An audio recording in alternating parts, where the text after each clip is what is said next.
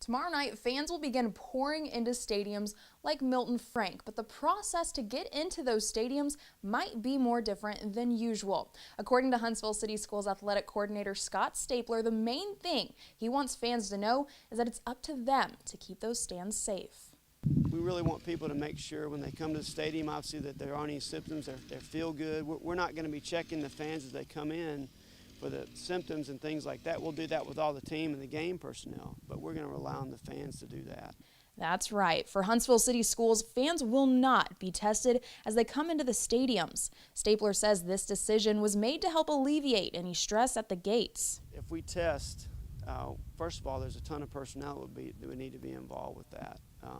And we're spread so thin anyway at a football game. We rely on, each school relies on volunteers from their faculty or from their family. For the coaches, getting the season started is the #1 thing on their mind, and reminding their players that the season will remain their responsibility is something Grissom head coach Chip English takes very seriously.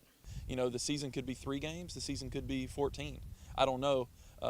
And they don't know that, so they got to value that. And they've done a good job with it, and they've picked it up a little bit this week in regards to realizing, hey, if this is the last game of my season, the last game of my career for some seniors, how am I going to go out? Some coaches like Huntsville High coach Mark Fleetwood are gearing up for their first games against an out-of-town opponent, which brings up concerns with CDC regulations. We talk about some of the things, the experiences we're going through to see if we are on the same page, and then we had a conversation yesterday about when they arrive and making sure that there's some protocol there. But you know, I think so. I'll trust all the coaches that we're going to play, that they're doing the right things, because I think they all want to play and the boys want to play. In addition to the sideline and post-game guidelines in place, some other minor changes will be made this football season.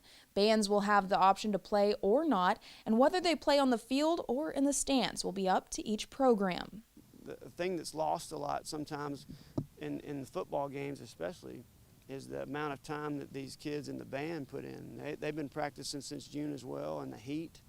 And so we want to give them every opportunity, if they'd like to, you know, to come out and perform and show what they've been working on as well. Many teams across the Tennessee Valley are utilizing larger stadiums to accommodate their fans, but Stapler says that there will still be a limited number of fans in each stadium. Now, the process of who gets those tickets will be on a first-come, first-served basis.